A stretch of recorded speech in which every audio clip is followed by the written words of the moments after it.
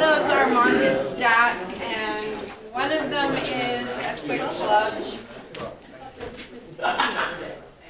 for our resource conference.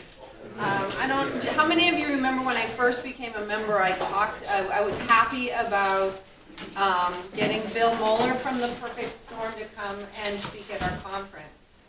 Bill Moeller was on the Tamaroa during the Perfect Storm, and he's coming to the conference.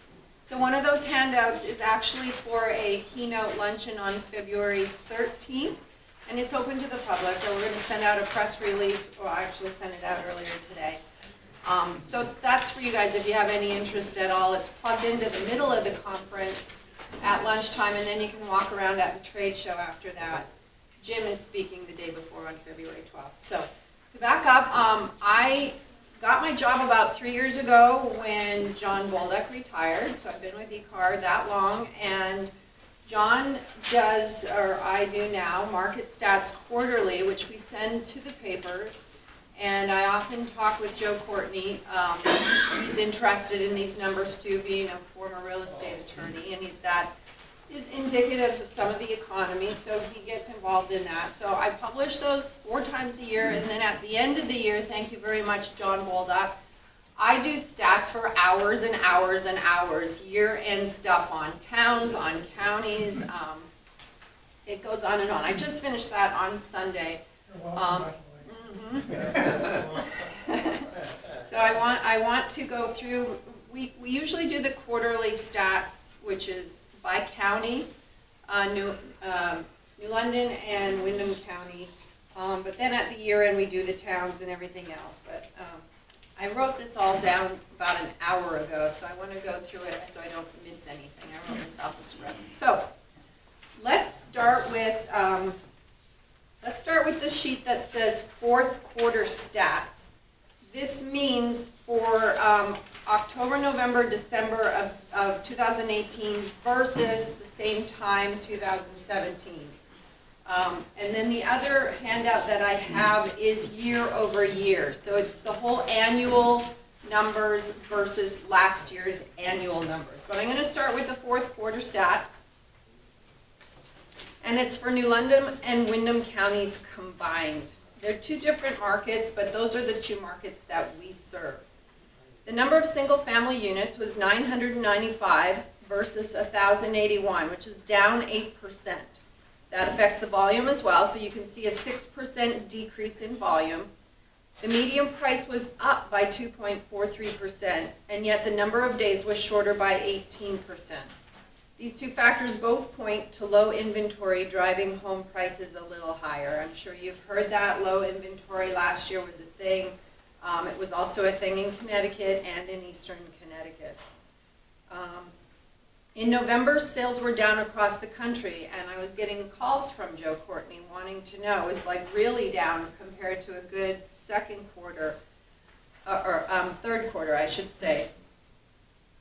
And all I can say that the numbers were all over the place. It was a little volatile, but if you'll recall, so was the market. The financial markets were volatile. So I don't know if people were getting a little bit skittish due to the market, the tariffs, the uncertainty. There had been a decent period of consumer confidence. So the first 3 quarters of last year were very strong, and the last one, say tanked a little, but it was not as positive as the first 3, but overall the year was a good one. In New London specifically, homes moved 17% faster than this time last year, yet the median price was flat. The number of units were 4% less, showing a housing shortage, but a neutral market, meaning it's both a good time to buy or sell.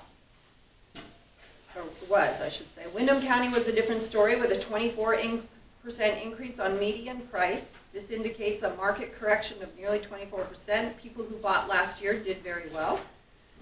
24% shorter days on market is also an indicator of a hot market, even with the market corrections. So Windham County continues to, do above the state numbers. I keep a running tab on single-family home sales, and based on median price in Windham and New London counties combined, we ended the year at $220,000, which looks to me like we are right around the 2004-2005 pre-recession numbers, and you guys won't have that in front of you.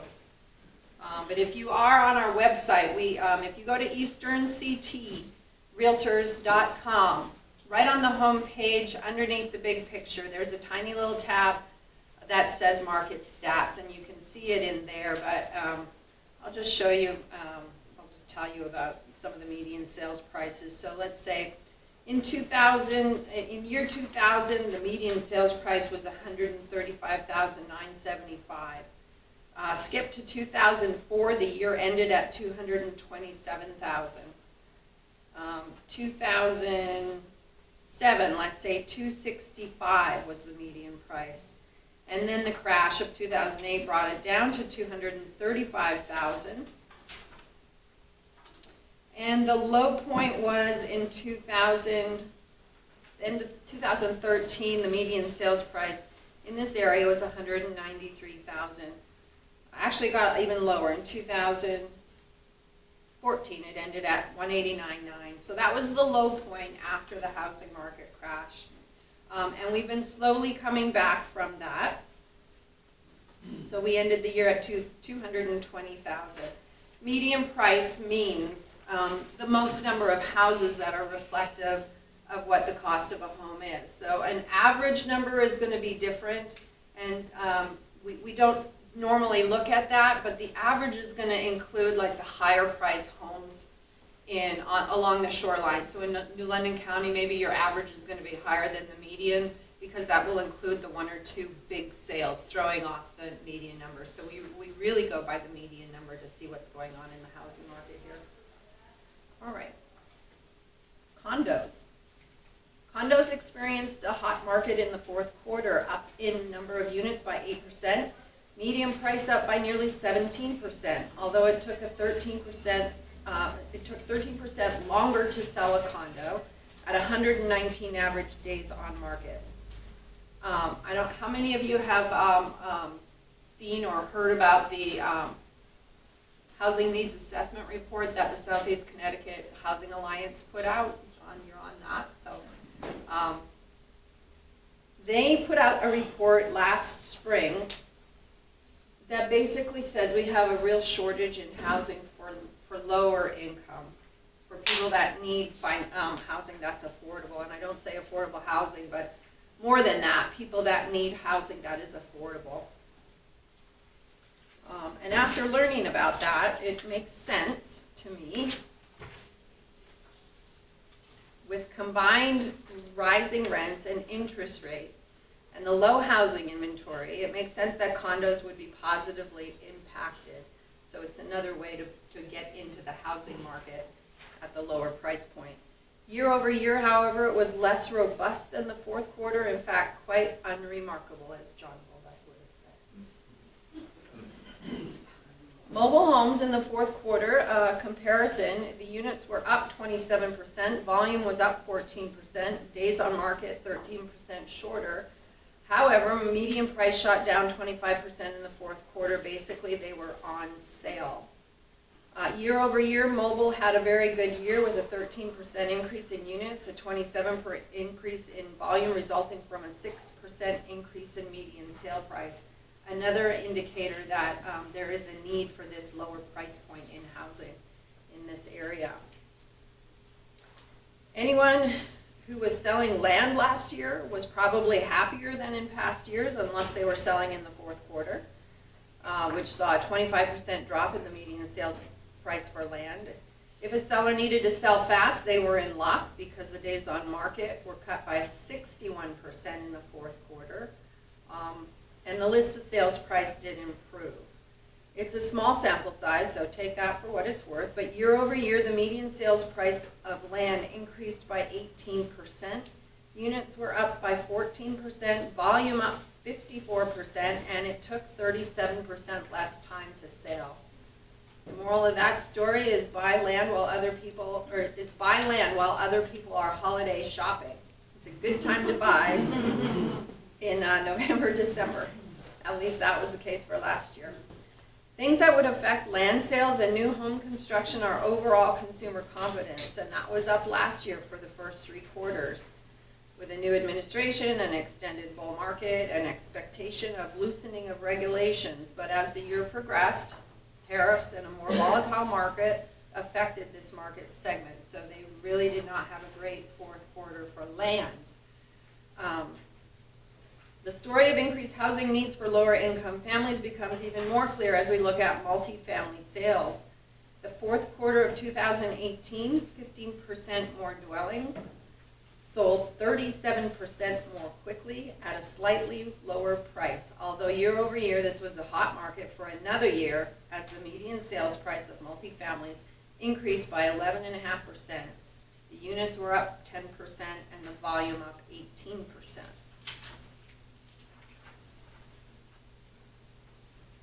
Any questions so far?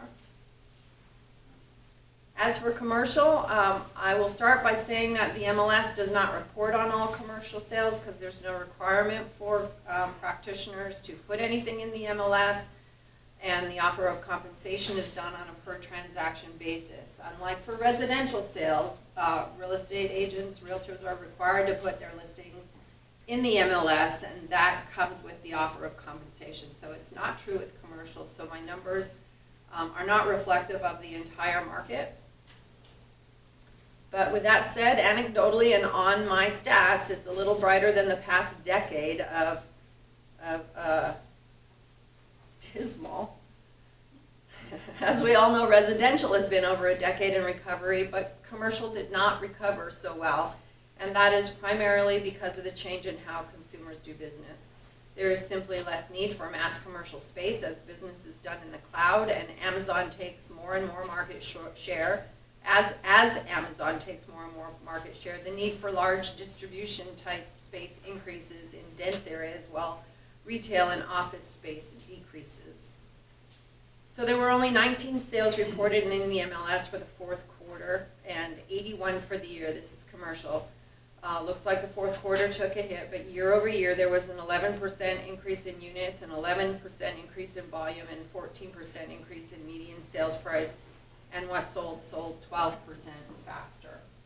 I don't know if this is like really all mush to you guys. It makes sense to me, but so you can find all of the stats on our website. I have to make a couple of corrections on one of them I noticed, but yeah, I get calls from Jim's staff and from the day, and they will ask me. I put the word out to my realtors for anecdotal stories about what's selling, like what's not showing in the stats, if there's pockets in Waterford, or how are the 500 plus houses doing, and so I get that anecdotal notation for the reporters. Otherwise we rely on these stats, and that's what I have today. Questions? So speaking of commercial, what's going to happen with the empty Sears building and the empty Toys R Us and the Benny's? There's all these really big square footage places that are empty now. So what do you think about the prospect of those? Well, I think that towns are looking at places, they're starting with empty schools and empty commercial buildings to turn those into mixed use, maybe some residential, because there is a... We can live at Sears. Yeah, I don't know about the big retail spaces, but I don't know what else. Huge. Yeah, you're right. Well, I was happy to see, I go up and down the Route 85 corridor, what used to be Wendy's, and that was empty for quite a long time, is now, it's not as exciting as I had hoped, but it's a Verizon store. So they have used something that existed, as opposed to building another thing. But what I also heard is that that's a consolidation of Verizon in the mall and Verizon at Waterford Commons. So I'm assuming that they're moving to this new, smaller, and leaving 2 other vacancies. It's kind of interesting. It is a problem. Our commercial practitioners, they've been crying the blues for a decade or more now.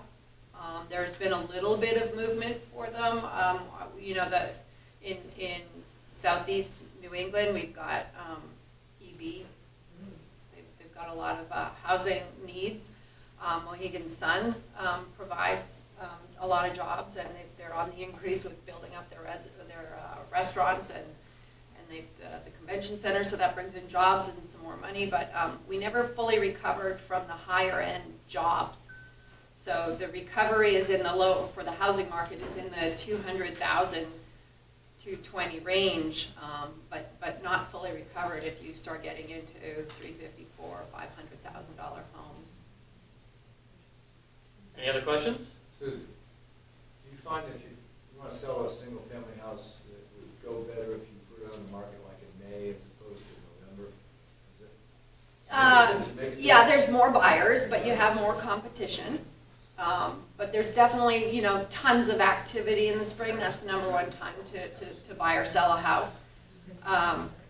But there may be a little bit more competition, so you may have to roll back your pricing a little bit in order to get that sale, unless you've got all the things that everybody wants, which is, you know, nice curb appeal, first floor master, that there's a big need for that, and the newer, of course, the obvious stuff. But so you might get a better price in the winter, but because those buyers are serious buyers, they're not just kicking tires going out on a Sunday stroll. They need to buy, but they're few and far further between.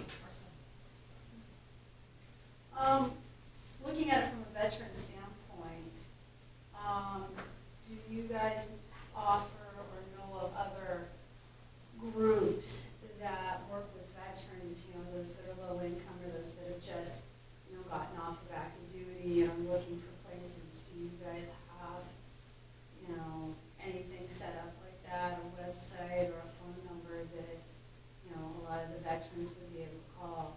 The reason why I'm saying this is there is specifically a family in Waterford right now that I'm working with as a veteran service officer, and they have had to move up back in May when he got medically discharged unwillingly from the Army down in Mississippi. They just finally sold their house last month, but they still have, you know, zero income off of it because it was just sold for what they still owe. And they're living with their in-laws, you know, with his in-laws right now in Waterford. They're a total family of 8, between 2.5 families living in one small place. You know, and I'm trying to help them find a place, you know, and things like that. I honestly, I don't know who to talk to. Do you guys have, you know, other groups that you know of, other realtors that deal? I can't say I have a specific group that I could, you know, click onto and say, here's a half a dozen realtors that are, you know, specialized in selling veterans. There are certifications that they can get from the National Association of Realtors. I couldn't tell you who they are, and I don't keep tabs on them. John, can you speak to that anymore? Or? Yeah. There's a lot of lending programs that have become very friendly to veterans. There's a 203K, a Reno type loan that is specific for veterans. So there's a lot of programs that that give them a little edge up in terms of down payment assistance. I mean, you guys in the room that are banking could speak to that more, but. Awesome. Susie, thank you so much.